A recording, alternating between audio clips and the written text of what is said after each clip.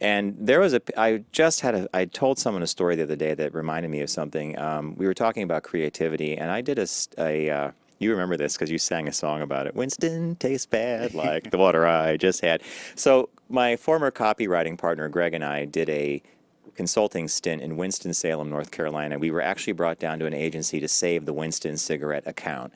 And so I was the creative guy, Greg's the copy guy. You were there for a couple of weeks. We were there for 2 solid weeks in Did you Winston-Salem. smoke while you were there? Greg did. I had quit earlier, and so they brought. Did you feel like you could smoke? Had everybody they smoke inside? They rolled a cart around at 3 o'clock. The Cigarettes? cigarette cart came around, and they had cartons.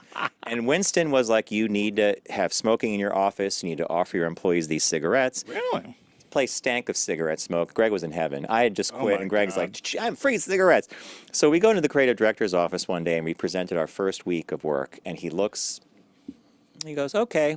He goes, "You guys are at cliche. I'm going to push into self-loathing. Then we'll see what happens." And I'm like, "What?" His name was Mike. And I said, "Mike, what are you talking about?" He goes, "The 3 stages of creativity: cliche, self-loathing, eureka." And I said, he goes, "Cliche is the first idea that comes to your head. You think, hey, that's a great idea. You explore it a bit, but ultimately it's a cliche." He goes, "That's where you guys are at right now." He goes, "So I'm giving you the critique."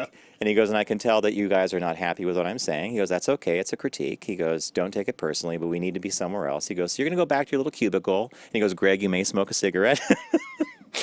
And he goes, Was he an older guy? no, he was, well, about 10 years older than me at the time. Yeah, so he was older. And then he said, "Then you're going to sit in your stew. You're going to stew and you're going to think about what I told you. And how dare he not like these ideas?" He goes, "And then you're going to have the eureka moment where one of the ideas is going to get turned slightly and you'll have the solution." 3 days later, we presented new creative and he goes, "Eureka." He goes, "We're showing the client these 3 ideas right here," because we presented 5.